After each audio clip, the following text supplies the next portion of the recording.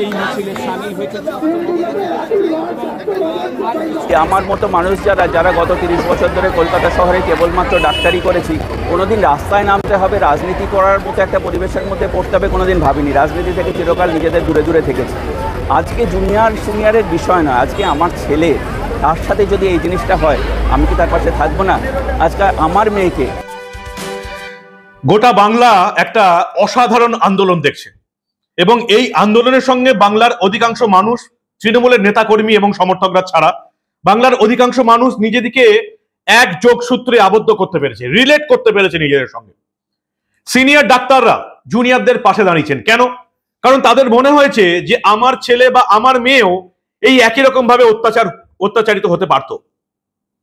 সাধারণ মানুষ আজকে জুনিয়র ডাক্তারদের পাশে এসে দাঁড়িয়েছে।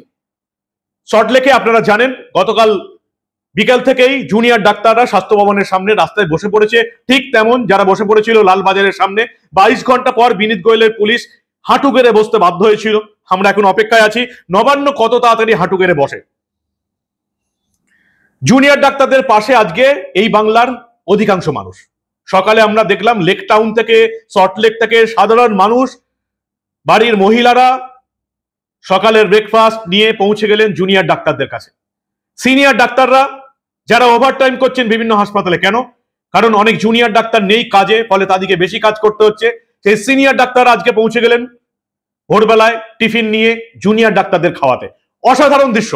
এই দৃশ্য এই বাংলায় আমরা আর দেখতে পারবো বলে আমি অন্তত আশাই করিনি। আর অন্যদিকে মাননীয়া বলছেন অনেক হলো, উৎসবে ফিরুন। মাননীয়াকে বাংলার সাধারণ মানুষ মনে পড়িয়ে দিয়েছে 2007-08-এর কথা, 2008 সালের কথা, যেখানে পুজোর মধ্যেও আন্দোলন হয়েছিল, পুজো হয়েছিল, উৎসব হয়েছিল এবং আন্দোলন হয়েছিল। বাংলার সাধারণ মানুষ আন্দোলন করেছিল মাননীয়াকে এই রাজ্যের ক্ষমতায় আনার জন্য। সবটা শোনাবো আপনাদের।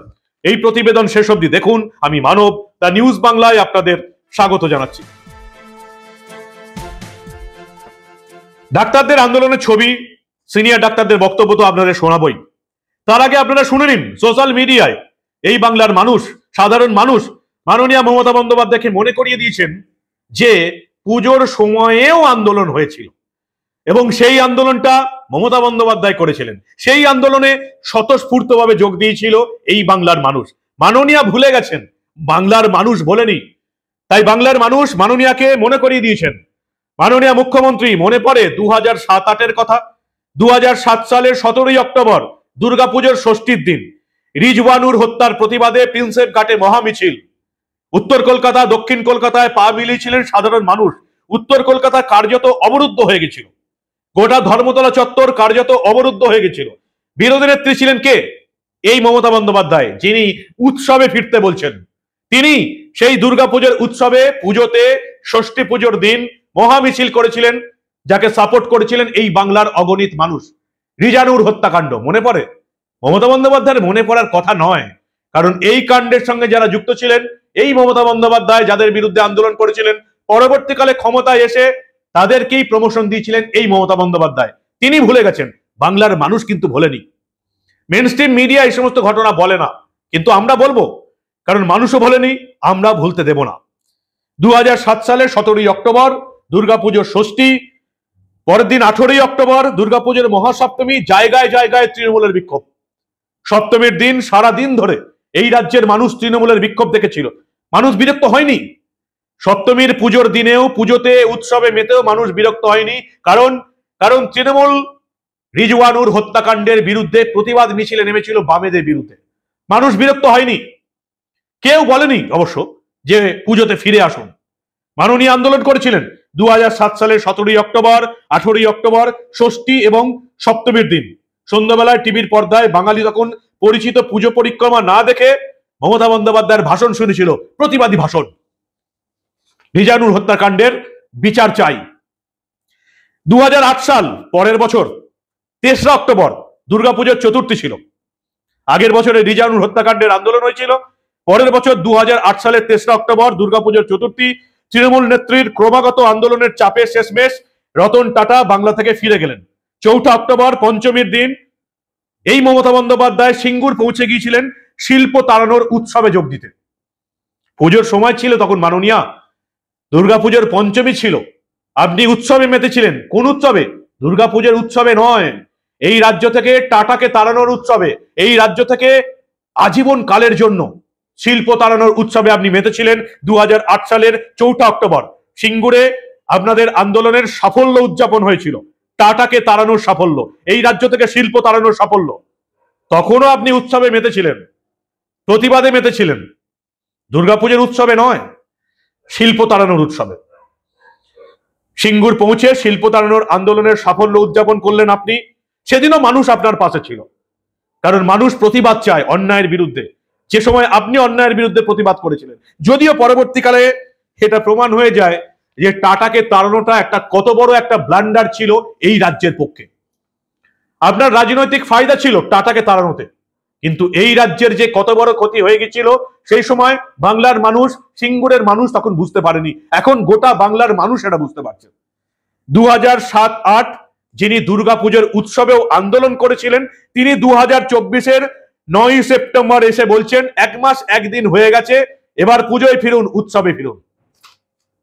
1 মাস তো হয়ে গেল, আজকে 9 তারিখ, 1 মাস 1 দিন, 31শে মাস গেছে।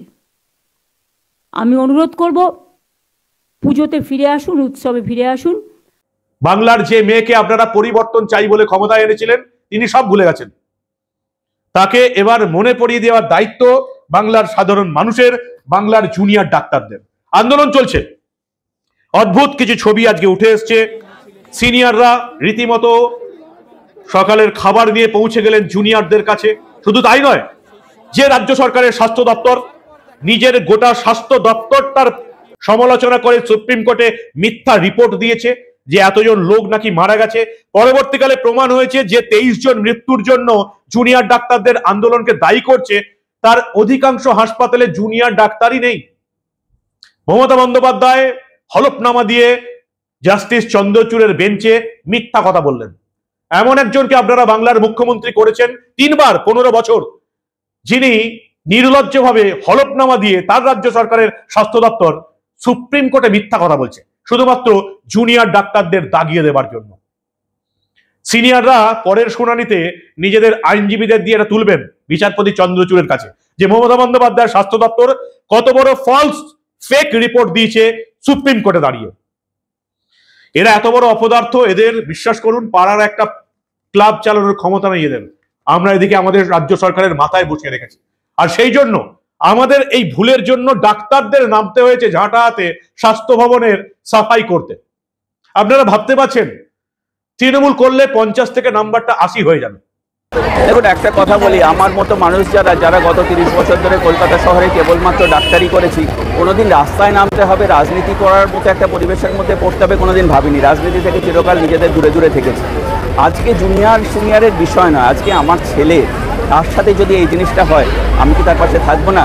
আজকে আমার মেয়েকে, এবং আমি যেটা আমার যা মিডিয়ার যে বন্ধুরা আছেন, আপনারা যারা আছেন, যখন কথা বলছেন তখন আমরা বলছি আপনাদের সাথে যদি কিছু হয় আমরা রাস্তায় নামবো না, আমরা থাকবো না। একজন সহনাগরিক হিসেবে, একজন মানুষ হিসেবে, এটা তো মানুষ হিসেবে আছি, আমার তো কোনো দল নেই, সেই জন্য আমরা আছি, থাকবো, থাকতে তো হবেই, না করে বাচ্চাগুলোকে ছেড়ে দেবো কোথায়? আমার ছেলেকে আমি রাস্তায় ছেড়ে দেবো কোথায়?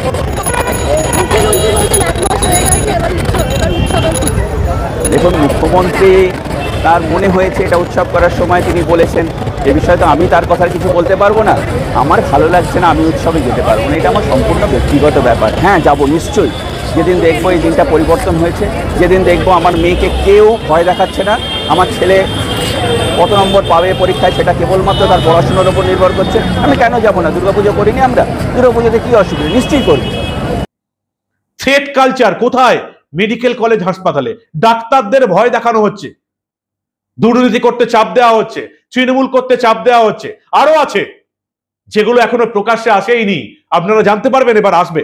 শুনেছেন আপনারা এই আন্দোলনকে মোড় ঘোরাতে, এই আন্দোলনের মুখ ঘোরাতে, আন্দোলনের দৃষ্টি ঘোরাতে টালিগঞ্জে শুরু হয়েছে মিটু। আপনারা জানেন অরিন্দম শীলকে সাসপেন্ড করা হয়েছে, জয়জিৎ মুখার্জির বিরুদ্ধে অভিযোগ উঠেছে। ঠিক এই সময়, যে সময় রাজ্যে মমতা বন্দ্যোপাধ্যায় সরকারের বিরুদ্ধে আন্দোলন দানা বাঁধছে, ঠিক সেই সময় মুখ্যমন্ত্রী মমতা বন্দ্যোপাধ্যায় রীতা ভৌরির সঙ্গে নবান্নে মিটিং করছেন এই কর্মক্ষেত্রে কিভাবে যৌন হেনস্থা চাপা দেওয়া যায়। 13 বছর পরে মনে পড়লো যখন আন্দোলন ফুল ফর্মে।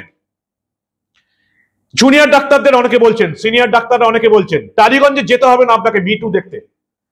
এই যে থ্রেড কালচারের ডাক্তার না, এখানেই পেয়ে যাবেন এদের স্বাস্থ্য কালচারে। যদি একবার জুনিয়র মহিলা ডাক্তার বা যারা পাস করে গেছেন তারা যদি মুখ খোলে, এখানে মিটু নেই, এখানে আছে প্রসাদ কালচার। প্রসাদ মহিলাদের হেনস্থাও নয়, একেবারে তাদের শারীরিক সুবিধা নেওয়ার প্রসাদ। সেই প্রসাদ কারা খাবে? প্রথমে খাবে একবারে উপরতলায় যারা আছেন, অধ্যক্ষ, প্রিন্সিপাল। তারপর সেই প্রসাদ কালচার যাবে বাকি নেতাদের জন্য। অভিযোগ আসছে, যবে সামনে আসবে তবে আপনারা জানতে পারবেন। আমরাও একেবারে ফলাও করে সেটা দেখাতে পারবো। আপাতত দেখাতে পারছি না, কারণ কোনো ডাক্তার মহিলা, জুনিয়র ডাক্তার বা পাশ করে গেছেন এমন বা পিজিটি এখনো মুখ খোলেননি। মুখ খুললেই আপনারা দেখতে পারবেন মমতা বন্দ্যোপাধ্যায়ের স্বাস্থ্যে কিরকম ভাবে প্রসাদ কালচার চলছে। মিটু দেখতে আপনাকে টালিগঞ্জে যেতে হবে না, বাংলার স্বাস্থ্য ব্যবস্থা দেখতে পাবেন। জুনিয়র ডাক্তাররা অভিযোগ করেছে, অচিরেই তারা সামনে আসবে, দেখতে পাবেন আপনারা। সবচেয়ে বড় খবর আজকে দেখতে পেলাম, সল্টলেকের প্রতিটি মানুষ নিজেদের বাড়ি খুলে দিয়েছে। কেন? কারণ এই জুনিয়র ডাক্তাররা, ছেলেরা মেয়েরা যাতে নিজেরা টয়লেট করতে পারে, টয়লেট ব্যবহার করতে পারে। অসাধারণ। সল্টলেকের যে সমস্ত বাসিন্দারা এই পদক্ষেপ নিলেন তাদেরকে হ্যাটস অফ। সিনিয়র ডাক্তাররা যারা ওভারটাইম করছেন, সাত সকালে খাবার নিয়ে জুনিয়রদের পাশে পৌঁছে গেলেন, স্যালুট। বাংলার সাধারণ মানুষ যে এভাবে জুনিয়র ডাক্তারদের এই আন্দোলনের পাশে দাঁড়াবে সেটা একেবারে অবিশ্বাস্য ব্যাপার। মানুষ সাহস দেখাচ্ছে, তৃণমূল ভয় দেখাচ্ছে। ভয় কালচার ভেঙে দেবার সময় এসছে। স্বাস্থ্য সাফাই অভিযান চলছে। কেন? কারণ আমরা ভুল করেছি 15 বছর ধরে। যোগ্যতাহীন একটা সরকারকে এই রাজ্যের মাথায় বসিয়ে রেখেছি, সেজন্য আজকে জুনিয়র ডাক্তারদের ঝাঁটাতে সাফাই অভিযানে নামতে হয়েছে। আমাদের ভুল, ডাক্তারদের নামতে হয়েছে রাস্তায় সাফাই অভিযান করতে। আর আপাতত এখনো জুনিয়র ডাক্তাররা বলছেন আমরা আন্দোলন চালিয়ে যাব যতক্ষণ না রাজ্যের তরফ থেকে সদর্থক কোনো ভূমিকা দেখতে পাচ্ছি। যার বিরুদ্ধে অভিযোগ, যার পদত্যাগ চাই, সেই স্বাস্থ্য সচিব নারায়ণ স্বরূপ নিগমের মেল আমরা চাই না। 3 জনের পদত্যাগ চাই, সেই 3 জনকে পদত্যাগ করতে হবে। রাজ্যের স্বাস্থ্য সচিব নারায়ণ স্বরূপ নিগম, রাজ্যের স্বাস্থ্য অধিকর্তা ডিএইচএস এবং স্বাস্থ্য শিক্ষা অধিকর্তা ডিএমই এদের ইস্তফা চেয়েছেন জুনিয়র ডাক্তাররা। এদের তো ইস্তফা দেওয়াই উচিত। যাদের জন্য 9ই আগস্ট সকালে আমরা এই নির্যাতিতা মেয়েটির ডেড বডি দেখতে পেলাম এবং 10ই আগস্ট জুনিয়র ডাক্তারদের বসার রুম ভেঙে দেওয়া হলো, সেই 3 জনকে তো ইস্তফা দেওয়াই উচিত। বিনীত গোয়েল, যার পুলিশ, টালা থানার পুলিশ, এত ঘাপলা করেছে, এত অসঙ্গতি প্রত্যেক দিন বার হচ্ছে। এখনো বিনীত গোয়েল স্বমহিমায় নিজের পদে বসে আছেন। মমতা বন্দ্যোপাধ্যায় তার ইস্তফাটা কি গ্রহণ করেননি। কি করবেন?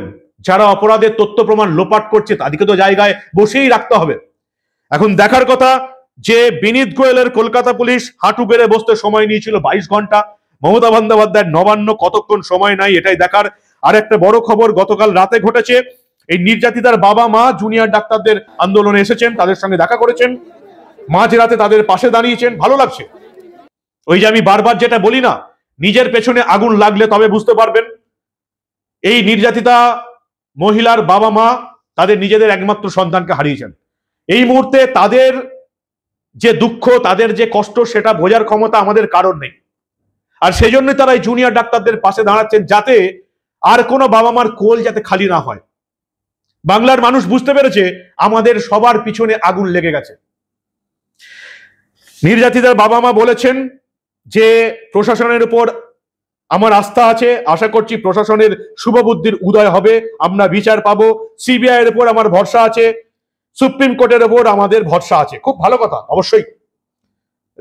দেশের সংবিধান, দেশের সর্বোচ্চ আদালত, দেশের প্রধান বিচারপতির উপর ভরসা আমাদের থাকা উচিত। কিন্তু আমাদের ভরসা চলে যাচ্ছে। তার কারণ সুপ্রিম কোর্টের প্রধান বিচারপতির বেঞ্চে আমরা বিচার পাচ্ছি না। একের পর এক বাংলার মামলা। সুপ্রিম কোর্টের প্রধান বিচারপতির এজলাসে গেলেই যে বিচারটা পাওয়া উচিত ছিল বলে আমাদের মনে হচ্ছে, আমরা সেই বিচারটা পাচ্ছি না। এই রাজ্যের কোন তদন্তে এখন অব্দি সিবিআই ট্রায়াল শুরু করতে পারেনি। সিবিআই ভারতবর্ষের অন্যতম সেরা গোয়েন্দা সংস্থা। সংসদে দাঁড়িয়ে মন্ত্রীরা বলছেন যাদের সাকসেস রেট 75%। ভারতবর্ষের অন্যান্য রাজ্যে কি অসাধারণ সাফল্যের সঙ্গে কাজ করছে, তদন্ত করছে সিবিআই, ইডি। বাংলায় এলেই তারা একেবারে ধপাস।